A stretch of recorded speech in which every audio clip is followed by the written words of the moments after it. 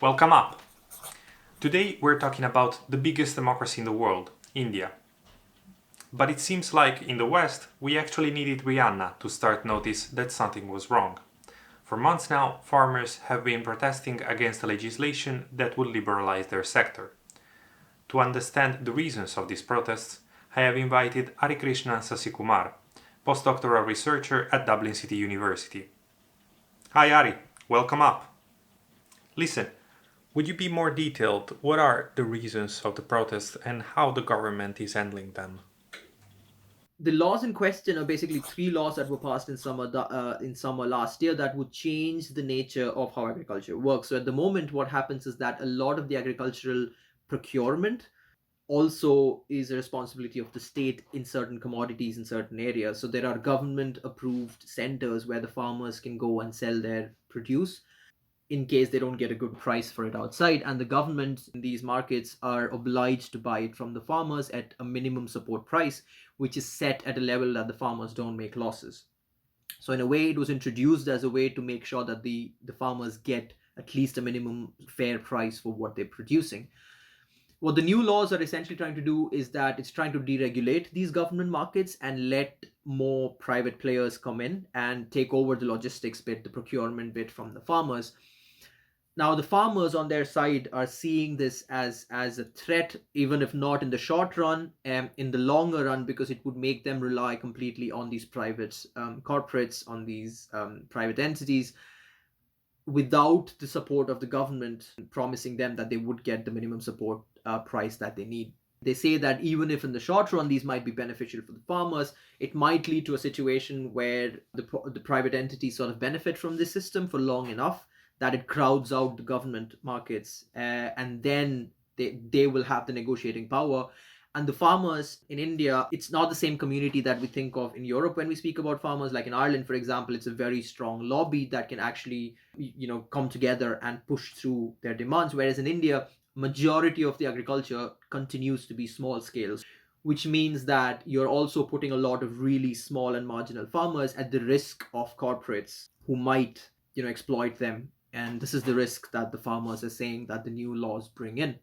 The government disagrees, obviously, and say that the laws are beneficial for the farmers, and the protesters who are protesting are being misled. They initially said that it was being done by the opposition parties. Then they tried the trick that they've been using for many years now, which is to say that anyone who protests is sort of anti-national. Sedition charges were filed against some of the people who've been sitting in picketing, but none of these stuck because the farmers have been sort of doing a lot of this organically. There's no one political party that has been leading any of these protests. It's a union.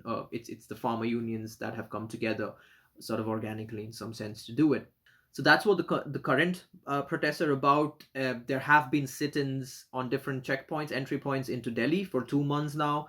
There was a huge call for strike across the country in November, in which it is estimated that over 200 million people participated in all, which makes it easily one of the largest, if not the largest, protests that India has ever seen, and definitely one of the largest ones that the world has ever seen in terms of sheer participations.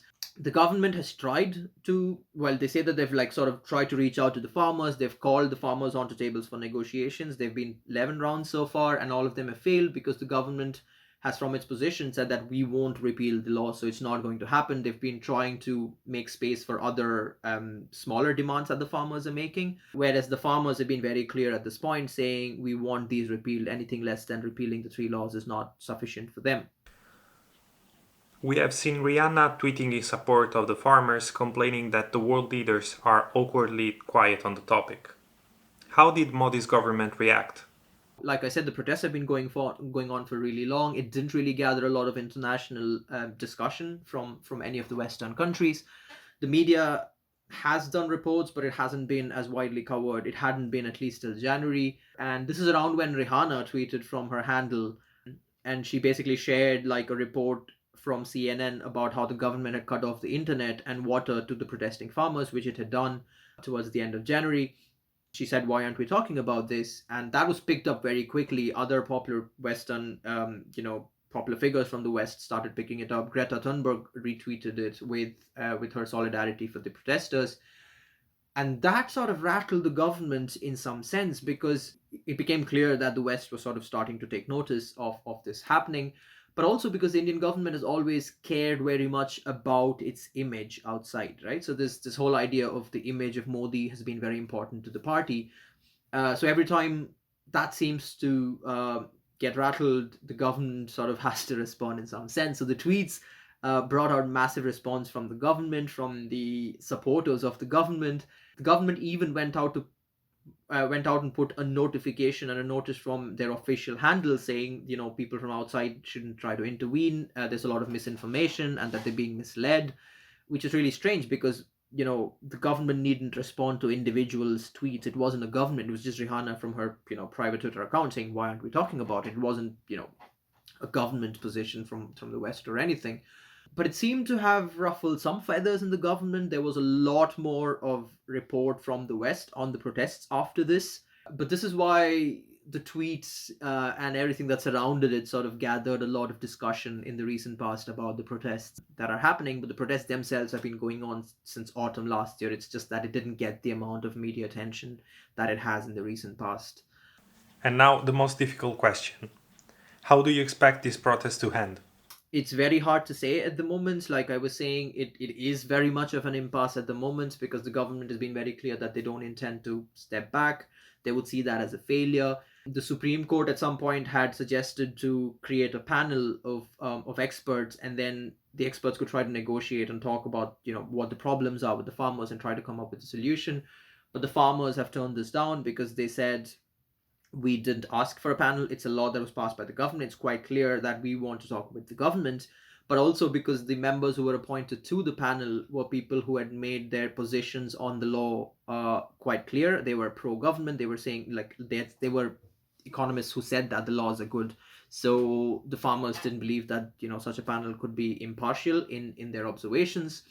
So that was turned down. The farmers on their position have said that they're willing to stay on the roads and picket and occupy the roads for as long as it takes. They've come in with, any interview that you listen to, they say, it doesn't matter for us. If it takes 6 months, we'll stay. If it takes a year, we're willing to stay. We won't go back until the laws are repealed. There was some violence that happened on the 26th of January when the farmers led a march into the capital. It was initially denied by the police that they wouldn't let them come in, but eventually the farmers were given permission. There was some violence that occurred. One farmer died in it. The government has said that it's the protest that's gotten out of control from the farm unions, and the farmers have alleged that it was some miscreants who were planted by the government to make the protest look bad, who who provoked and started the violence. So after that, it was assumed that the support would go down a little bit, but that hasn't really happened. If anything, other neighboring states in the north and in other parts of India have started coming out in large numbers and expressing solidarity. Some of the opposition parties have now started coming on board with it. So there's a lot happening around that as well. And that, adding to the sort of pressure that might build from abroad, is something that the government might find difficult to ignore after a point. And hopefully that is one thing that might mark a turning point in the protests and make the government sort of sit up and take notice and do something about it.